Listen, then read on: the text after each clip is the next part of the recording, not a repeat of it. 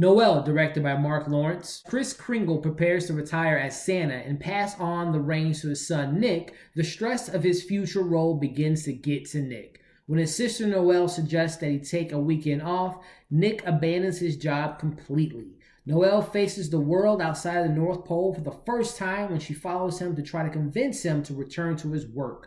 Meanwhile, their ill-prepared cousin Gabriel steps up and prepares to turn Santa's workshop into an online delivery service. Hey everybody, Elliot back again with my final Disney Plus launch day original movie, and we're talking about Noelle. I'm going to talk about the good, the bad, let you know if it's something worth checking out on this launch premiere of Disney Plus. Before we do that, definitely consider subscribing to our channel if you haven't already, and make sure you hit that notification bell so you can stay up to date with our content. And if you have seen this film, Noelle, I want to know what you thought of this new Christmas comedy. Let me know in the comments. Let's have some dialogue down there. So, starting the positives off, Anna Kendrick, she is the saving grace of this film. She is whenever, and she's like born to play these roles, honestly. Whether it be in the Pitch Perfect franchise or the Trolls or whatever, or even last year's A Simple Favor. She is just a joy to watch on screen. No matter what the role is, she always has this charm and charisma and just happiness and joyfulness about her. I'm surprised that she isn't a Disney princess already, even though I think, what was it, In the Woods, she was Cinderella, but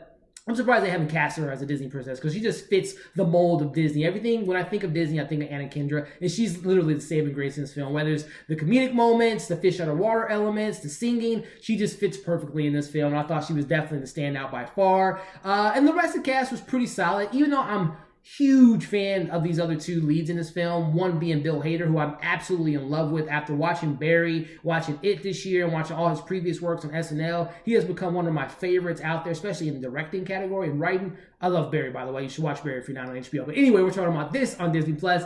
He was okay in this film. He did the best that he could in the role as the new Santa, and not really being Santa and kind of coming to his own. You know, he was fine in the limited role that he had. Even someone like Billy Eichner, who I'm a fan of as well, watching his show over the years, now it's on Netflix. He was the best part, one of the best parts in Lion King.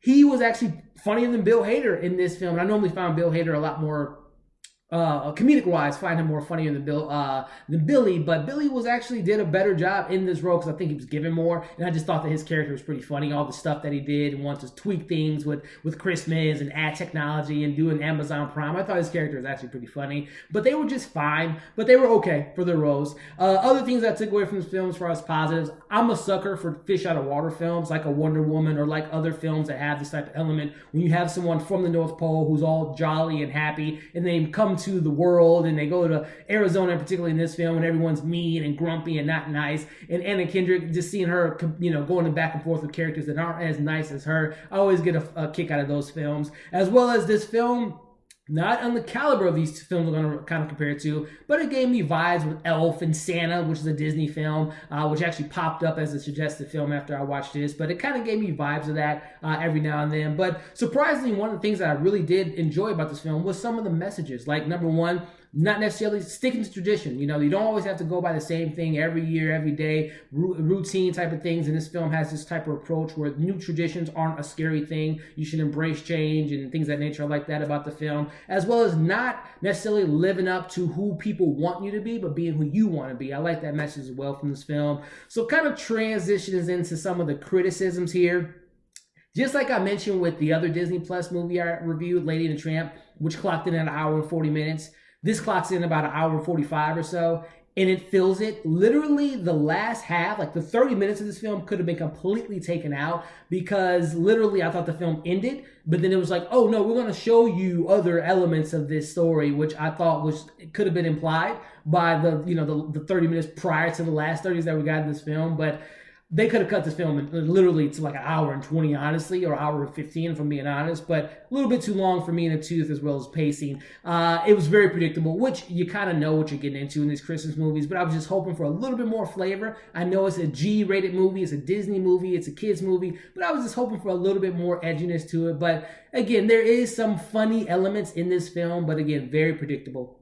But without a doubt, my biggest criticism of this movie, let's keep this in mind. This is a Disney Plus launch film. This is a film that's going to get people to gravitate towards this platform and be excited for things coming like films like this in the future.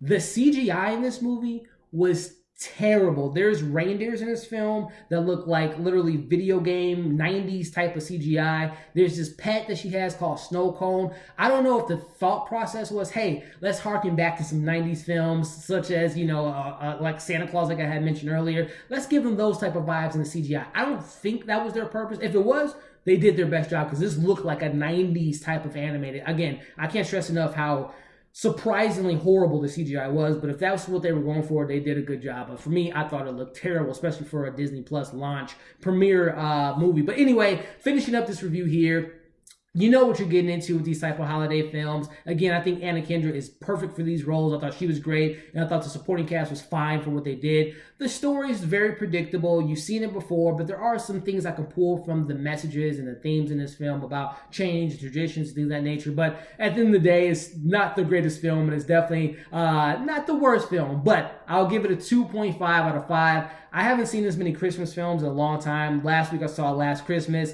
The weekend before I saw Let It Snow. And now this. And I'm seeing, Claws on Netflix soon. So hopefully these Christmas movies, as we get close to the holiday, get better and better. But this film, for a launch film, again, for family fun films, you want your kids to sit down and have a good time. This is for them. But if you're looking for something new, this isn't that, especially for a launch film on Disney Plus. But 2.5 out of 5 for me. Let me know what you all think of Noelle. If you liked it more than I did, let me know what your favorite thing on Disney Plus is right now. I want to know in the comments. Like and share this video. Subscribe to our channel. Hit that notification bell to stay up to date with our content. Watch all of our other Disney Plus reviews like The Mandalorian, Lady and the Tramp, and Mandalorian this Friday. I will be back to review that.